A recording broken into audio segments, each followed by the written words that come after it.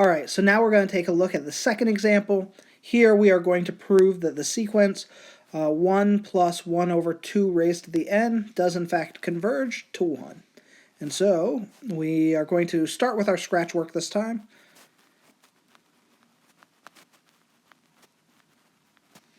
So we want the absolute value of s of n minus s to be less than epsilon. Our value, our sequence, is 1 plus 1 over 2 to the n. We are saying that it's converging to 1, so that is our value of s. And so we want that to be less than epsilon. The value of n is a natural number. It's going over all the natural numbers.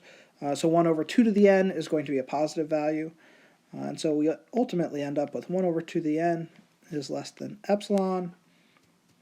We can multiply both sides by 2 to the n, divide by epsilon.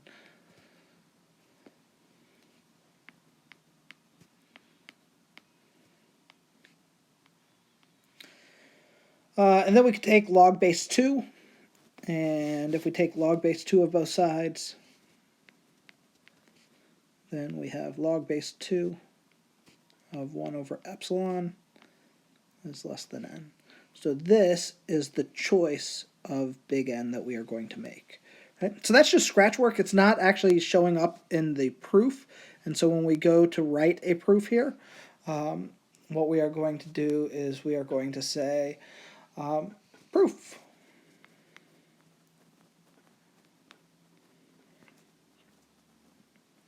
Given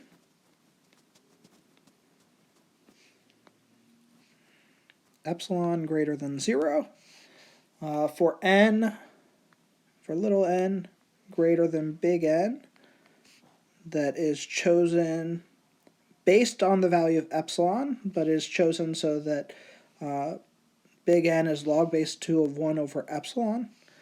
Then we have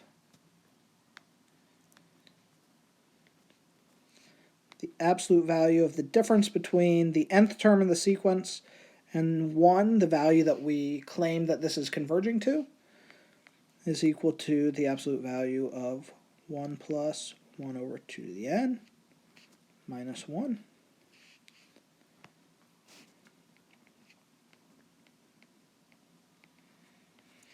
Which is 1 over 2 to the n.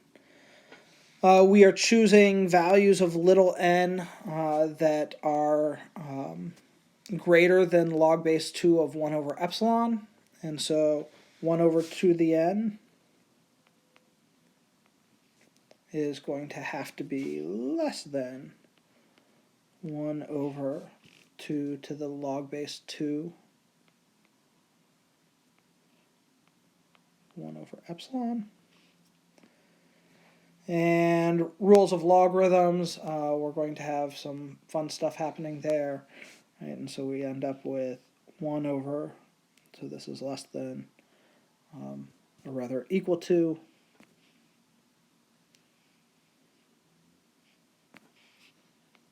one over epsilon, which is epsilon. Right? And so we ultimately have like this string of inequalities where we're saying the difference between s of n right here and 1 is going to be less than epsilon ultimately.